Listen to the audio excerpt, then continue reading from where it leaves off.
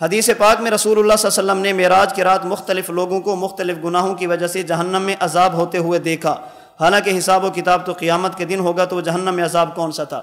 دیکھیں، جب کوئی بندہ چوری کرتا ہے نا، چوری جب چور پکڑا جائے چوری کی جگہ پر تو 2-4 لگاتے ہیں یا نہیں؟ جی لگا دیتے ہیں۔ جب پھر پولیس والے لے کر جاتے ہیں تو تھانے میں بھی 2-4 لگاتے ہیں۔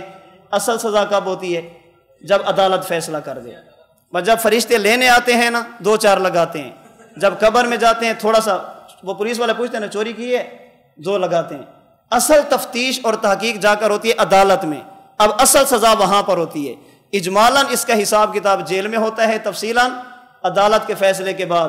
اجمالاً اس کو 2-4 لگ جاتی ہیں قبر میں، تفصیلاً کہاں پہ لگیں گی؟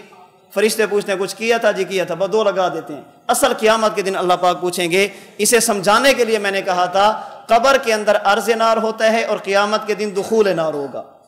یہاں پر اجمالاً جزا اور سزا ہے اور قیامت کے دن کیا ہوگی؟ تفصیلاً ہوگی۔